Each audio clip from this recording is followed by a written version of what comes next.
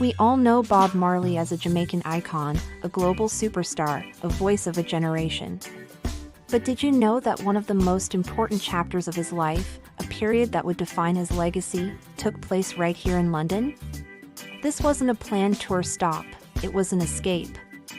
In 1976, just 2 days before the Smile Jamaica concert aimed at easing political tensions, Marley, his wife Rita, and his manager were shot in an assassination attempt at their home in Kingston. Shaken and seeking safety, Marley fled Jamaica. His destination? London. The city became his sanctuary, a place where he could heal, reflect, and ultimately reinvent himself. He wasn't alone in this journey. Marley became part of a vast Caribbean diaspora in the UK, a community finding its voice in a new land. He settled primarily in Chelsea, at 42 Oakley Street, a house that has since become a legendary spot in reggae history. But his presence was felt all over the city, from recording studios to the homes of friends. This was where Bob Marley, the Jamaican hero, began his transformation into a global icon. It was in the heart of London that one of the greatest albums of all time was born. In 1977, working out of London studios, Marley and the Wailers created Exodus. This wasn't just a collection of songs, it was a powerful statement. Time magazine would later name it the best album of the 20th century. Think about it, iconic tracks like Jamming, Three Little Birds, and the universal anthem One Love/People Get Ready were all shaped during his London exile. The album's themes of survival, movement, unity, and hope were a direct reflection of his personal journey and the political turmoil he had left behind. A key figure in this chapter was Chris Blackwell, the founder of London-based Island Records. Blackwell was instrumental in bridging the gap between reggae and the mainstream rock and pop worlds. He saw Marley's potential not just as a reggae artist, but as a global phenomenon. It was this partnership, forged in London, that truly launched Marley into international superstardom. London was the gateway, the launchpad that sent his message of peace and unity to every corner of the globe. But Marley's life in London wasn't just confined to the studio. He had another passion that rivaled his love for music: football. He was obsessed with the beautiful game. You could regularly find him in Battersea Park, just across the river from his Chelsea home, playing pickup games.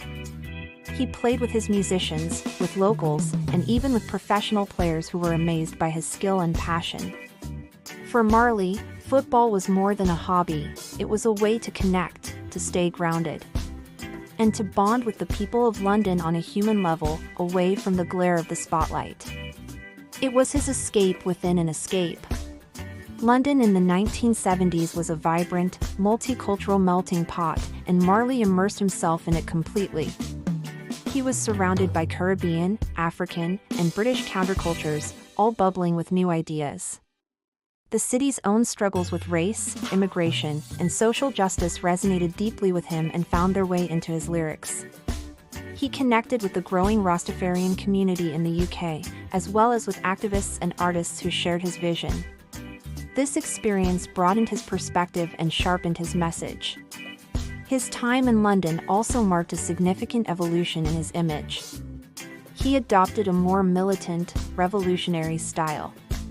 The iconic army jackets, the classic denim-on-denim look, and his magnificent dreadlocks became symbols of rebellion and consciousness that were copied worldwide. London helped craft the visual identity of Bob Marley that we all recognize today. It was a look that matched the power and urgency of his music. Of course, a musician's life is on the stage, and Marley's UK live performances were legendary. While based in London, he and the Wailers embarked on major tours, playing to massive, adoring crowds. One of the most famous shows was at the Crystal Palace Bowl in 1980, part of the Uprising Tour. They played at iconic venues and festivals across the country, and British audiences, from punk rockers to pop fans, embraced reggae in a way they never had before. Marley wasn't just playing music, he was starting a cultural movement. On a personal level, this period of exile was a time of profound spiritual growth. Surviving the shooting forced him into deep reflection. He strengthened his Rastafarian faith, and his time away from Jamaica sharpened his focus. His message of liberation, unity, and love became more potent, more universal. The man who left Jamaica in fear was transforming into a spiritual leader whose voice could move the world. And his impact on British music is undeniable. Marley's presence in London lit a fire under the UK music scene. He directly inspired the birth of British reggae bands like Steel Pulse, Aswad, and UB40. He also influenced the punk reggae crossover sound, with bands like The Clash citing him as a major inspiration. He helped cement reggae not just as an imported genre, but as a vital part of British musical culture. Interestingly, a close friend of Smokey's uncle, a bassist named Roy Hamilton, was introduced to Bob through the legendary producer Lee Scratch Perry, and even got to play with the Wailers at some of their tour shows, a testament to how deeply intertwined he became with the local music scene. Sadly, Marley's time was cut short. During his Uprising tour in 1980, his health began to decline. He was diagnosed with a malignant melanoma which had spread from under his toenail, an injury he'd sustained years earlier during a football match. He collapsed while jogging in New York's South Central Park and played his final concert in Pittsburgh in September 1980. After seeking treatment, he passed away in May 1981, at the age of just 36.